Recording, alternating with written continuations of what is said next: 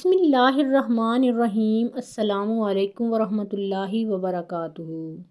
کتاب العجائب میں مذکور ہے کہ عمر بن عبدالعزیز نے مغربی ممالک کے گورنر موسیٰ ابن نصیر سے دریافت کیا کہ آپ نے دریا میں کیا عجائب دیکھے ہیں، کیونکہ وہ عموماً لشکروں میں رہا کرتے تھے اور بعض مرتبہ پورا دن دریا کے سفر میں گزار دیتے تھے۔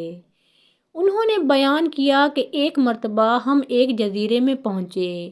وہاں ایک مکان بنا ہوا تھا اور اس میں 17 گھڑے سبز رنگ کے رکھے ہوئے تھے، جن پر حضرت سلیمان علیہ السلام کی مہر لگی ہوئی تھی۔ میں نے ان میں سے 4 گھڑے اٹھانے کا حکم دیا اور ایک گھڑے میں جب ہم نے سوراخ کیا، فوراً اس میں سے ایک جن یہ کہتا ہوا نکلا، قسم ہے اس ذات کی جس نے تجھ کو نبی مکرم بنایا ہے، میں آئندہ زمین میں فساد نہیں کروں گا۔ پھر جب اس نے ہم کو دیکھا تو کہا کہ نہ یہاں پر سلیمان ہیں اور نہ ہی ان کی حکومت ہے۔ یہ کہہ کر وہ زمین میں گھس گیا اور چلا گیا۔ میں نے وہ باقی گھڑے وہیں رکھوا دیے۔ عباس ابن ولید رضی اللہ تعالیٰ عنہ فرماتے ہیں کہ موسیٰ ابن نصیر شروع میں نصرانی تھا، پھر وہ مسلمان ہو گیا تھا اور اس کو ممالک مغرب کا گورنر بنا دیا گیا تھا۔ ایک مرتبہ وہ جہاد کرتا ہوا ایک تاریک دریا پر پہنچا۔ سب غازیوں نے اپنی سواریاں چرنے کے لیے اس کے کنارے پر چھوڑ دیں۔ ان کو آہٹ سی محسوس ہوئی کہ کوئی چیز ہماری سواریوں کو ہانک رہی ہے۔ جب وہ واپس آئے تو انہوں نے دیکھا کہ سبز قسم کے گھڑے رکھے ہوئے ہیں اور ان پر سلیمان علیہ السلام کی مہر لگی ہوئی ہے۔ آپ نے ان کی مہر توڑنی مناسب نہیں سمجھی، بلکہ ایک گھڑے میں نیچے سے تیر کے ذریعے سوراخ کر دیا۔ اس میں سے ایک شیطان یہ کہتا ہوا نکلا کہ خدا کی قسم، اے اللہ کے نبی، میں آئندہ فساد نہیں کروں گا۔ حضرت موسیٰ ابن نصیر رضی اللہ تعالیٰ عنہ نے فرمایا کہ یہ وہ شیاطین ہیں جن کو حضرت سلیمان علیہ السلام نے قید کر رکھا تھا۔ پھر آپ نے ایک دوسرے گھڑے میں سوراخ کروایا، اس میں سے بھی ایک اسی طرح کا شیطان نکلا۔ جب اس نے ان کو دیکھا تو یہ کہا، اگر تمہارا یہ مجھ پر احسان نہ ہوتا تو میں تم کو تباہ کر دیتا۔ از مولف حضرت موسیٰ ابن نصیر حضرت امیر معاویہ کے دور خلافت میں بحری فوج کے گورنر تھے اور اندلس کو انہوں نے ہی فتح کیا تھا اور ان کے عجائبات بہت ہی مشہور ہیں۔ محترم ناظرین کرام، آخر میں ہم آپ کو جنات کا سب سے انوکھا واقعہ سناتے ہیں۔ آپ سے التماس ہے کہ اس واقعہ کو توجہ کے ساتھ سنیں۔ حضرت شاہ عبدالعزیز صاحب محدث و مفسر دہلوی رحمۃ اللہ علیہ نے اپنی تفسیر فتح العزیز میں بہت سے واقعات صحابہ کرام رضی اللہ تعالیٰ عنہم اجمعین اور محدثین سے جنات کے رسول اللہ صلی اللہ علیہ وآلہ وسلم کی خدمت میں حاضر ہو کر ایمان لانے کے نقل فرمائے ہیں۔ ان روایات میں ایک عجیب و غریب روایت جو ابلیس کے پڑپوتے کی ہے، وہ یہاں نقل کی جاتی ہے۔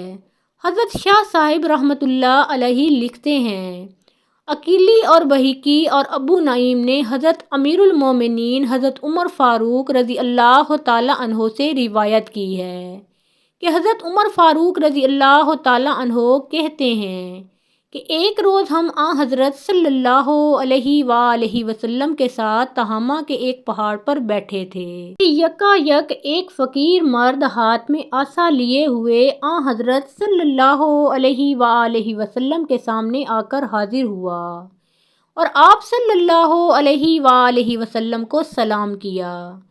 آپ صلی اللہ علیہ وآلہ وسلم نے اس کے سلام کا جواب دیا اور فرمایا کہ اس کی آواز جن کی سی ہے۔ پھر آپ صلی اللہ علیہ وآلہ وسلم نے اس سے پوچھا کہ تو کون ہے؟ اس نے عرض کیا کہ میرا نام حاقہ ہے، میں ہیم کا بیٹا ہوں اور ہیم لاقیس کا بیٹا ہے اور لاقیس ابلیس کا بیٹا ہے۔ سیدنا محمد الرسول اللہ صلی اللہ علیہ وآلہ وسلم نے فرمایا کہ ابلیس اور تیرے درمیان میں 2 ہی پشتے ہیں، بتا کہ تیری عمر کیا ہوگی؟ اس نے عرض کیا، یا رسول اللہ صلی اللہ علیہ وآلہ وسلم، جتنی دنیا کی عمر ہے، اس سے کچھ تھوڑی ہی سی میری عمر کم ہے، اس لیے کہ جن دنوں میں قابیل نے حابیل کو مارا تھا اس وقت میں بچہ تھا کئی برس کا، لیکن بات کو سمجھتا تھا اور پہاڑوں پر دوڑتا پھرتا تھا اور لوگوں کا غلہ اور کھانا چرا لاتا تھا اور لوگوں کے دلوں میں اپنے خویش و اقربا سے بدسلوکی کرنے کے وسوسے ڈالا کرتا تھا۔ سیدنا حضرت صلی اللہ علیہ وآلہ وسلم نے اس سے فرمایا کہ تیرے بچپن اور جوانی کے عمل تو ایسے ہیں اور بڑھاپے کے کام بھی ویسے ہی ہوں گے، تو بہت برا شخص ہے۔ تو اس نے عرض کیا کہ یا رسول اللہ صلی اللہ علیہ وآلہ وسلم، آپ مجھ کو ملامت نہ کیجیے، اس واسطے کہ میں اب توبہ کرنے آیا ہوں اور میں نے حضرت نوح علیہ السلام سے ملاقات کی ہے اور ان کی مسجد میں ان کی صحبت میں رہا ہوں۔ پہلے میں نے ان کے ہاتھ پر توبہ کی تھی اور 1 سال ان کی مسجد میں رہا ہوں، اور حضرت ہود اور حضرت یعقوب اور حضرت یوسف علیہ السلام کی صحبتوں میں بھی رہا ہوں، اور حضرت موسیٰ علیہ السلام سے میں نے ملاقات کی ہے اور ان سے تورات سیکھی تھی اور ان کا سلام حضرت عیسیٰ علیہ السلام کو پہنچایا تھا۔ حضرت عیسیٰ علیہ السلام سے بھی ملاقات کی تھی۔ حضرت عیسیٰ علیہ السلام نے فرمایا تھا کہ اگر محمد مصطفیٰ صلی اللہ علیہ وآلہ وسلم سے ملاقات کرنا ہوا تو میرا سلام ان کو پہنچانا۔ سو اب اس امانت کے بار کے ادا کرنے کے واسطے آپ صلی اللہ علیہ وآلہ وسلم کی خدمت میں حاضر ہوا ہوں، اور یہ بھی میری آرزو ہے کہ آپ صلی اللہ علیہ وآلہ وسلم اپنی زبان فیض ترجمان سے مجھ کو کچھ قرآن شریف تعلیم فرمائیں۔ چنانچہ سیدنا حضرت صلی اللہ علیہ وآلہ وسلم نے کئی سورتیں جیسے سورہ واقعہ اور سورہ مرسلات اور اما یتساءلون اور اذا الشمس کورت اور قل ھو اللہ احد اور قل اعوذ برب الفلق اور قل اعوذ برب الناس اس کو تعلیم فرمائیں، اور آپ صلی اللہ علیہ وآلہ وسلم نے اس سے ارشاد فرمایا کہ اے حقا، جس وقت تجھ کو کسی چیز کی احتیاج ہو تو میرے پاس آنا اور ہم سے ملاقات نہ چھوڑنا۔